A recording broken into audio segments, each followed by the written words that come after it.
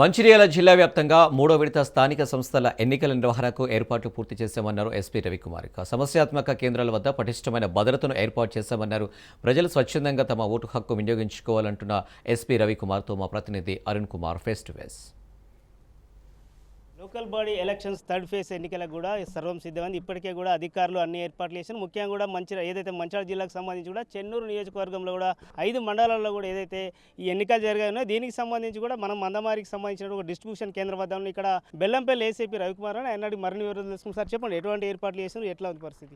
రేపు జరగబోయే 3వ విడత జీపీ ఎలక్షన్లలో చెన్నూరు కాన్స్టిట్యున్సీలో మందమారి మండలం వస్తుంది. మందమారి మండలంలో 10 జీపీస్ ఉన్నాయి.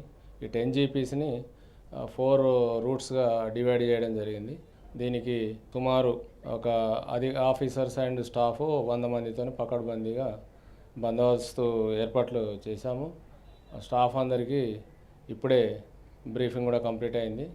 రేపు ఈరోజు పోలింగ్ మెటీరియల్ మన ఎస్కాట్తో పాటు వివిధ పోలింగ్ స్టేషన్లకు వెళ్తుంది. రేపు ఉదయం 7 గంటల నుంచి 1 గంట వరకు పోలింగ్ జరుగుతుంది. తర్వాత కౌంటింగ్ ఉంటుంది.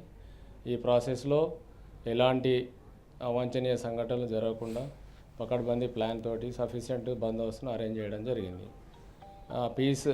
ఫ్రీ అండ్ ఫెయిర్ ఎలక్షన్స్ కోసము అన్ని ఏర్పాట్లు చేయడం జరిగింది. ముఖ్యంగా సమస్యాత్మక కేంద్రాలు ఎక్కడ ఉంటే అక్కడ ఎటువంటి ఏర్పాట్లు చేసింది? ఒక 4 జీపీలను క్రిటికల్గా మేము అనుకోవడం జరిగింది. వాటి మీద ఇప్పుడు మనకు స్టాటిక్ బందోబస్తే కాకుండా రూట్ మొబైల్ ఇన్ఛార్జెస్గా ఎస్ఐస్ ఉంటారు. తర్వాత స్ట్రైకింగ్ ఫోర్స్ సిఐ ర్యాంక్ ఆఫీసర్లు, స్పెషల్ స్ట్రైకింగ్ ఫోర్స్లో నేను కూడా ఉన్నాను.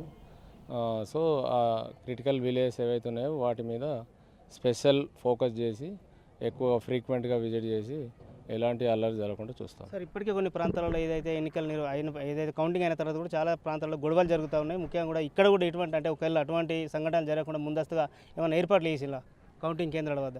గొడవలు జరుగుతాయని మేమైతే ఏమీ అనుకుంటలేము. బట్ అయినా కూడా మేము పకడ్బందీ ఏర్పాట్లు చేశాము. సఫిషియెంట్ ఫోర్స్ని ఇవ్వడం జరిగింది, అలర్ట్ చేశాము. ఆఫీసర్స్ మాకు ఫోర్స్ ఇచ్చారు.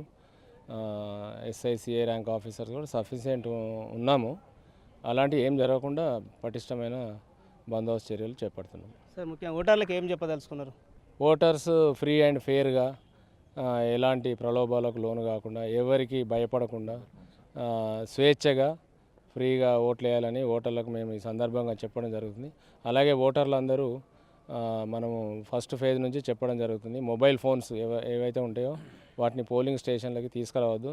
ఇంటి వద్ద లోకల్లో ఉంటాయి కాబట్టి ఇల్లు అక్కడే ఉంటారు కాబట్టి ఇంట్లో మొబైల్ ఫోన్లను పోలింగ్ స్టేషన్కి తీయకుండా ఇంట్లో పెట్టేసి వచ్చి తమ యొక్క అందరూ ఓటు హక్కును వినియోగించుకోవాలి, ఫ్రీగా స్వేచ్ఛగా ఓటు వేయాలి అని చెప్పేసి ఓటర్లకు విజ్ఞప్తి చేస్తున్నాం. ఇప్పటికే కూడా భారీ బందోబస్తు ఏర్పాటు చేసినామని చెప్తా ఉన్నారు. ఎక్కడ కూడా అవాంఛనీయ ఘటనలు జరగకుండా కూడా పూర్తిగా ఏర్పాట్లు చేసినామని చెప్తారు. పోలీసు కూడా ఏదైతే 100 నుంచి 150 మంది కూడా సిబ్బంది కూడా ఏదైతే ఎన్నికల విధులు నిర్వహించడానికి సిద్ధంగా ఉన్నారని చెప్తున్నారు. ఏదేమైనప్పుడు కూడా ఎక్కడ కూడా ఘర్షణ వాతావరణం నెలకొనకుండా కూడా ఇప్పటికే కూడా అన్ని ఏర్పాట్లు చేసినాం. ముఖ్యంగా ఓటర్లు అయితే ఎటువంటి ప్రలోభాలకు లోను కాకుండా తమ ఓటు హక్కు అయితే వినియోగించుకోవాలని అయితే ఏసీపీ తెలుపుతున్నటువంటి పరిస్థితి. కెమెరా పర్సన్ శ్రీనివాస్తో అరుణ్ కుమార్, రాజ్ న్యూస్, మంచిర్యాల జిల్లా.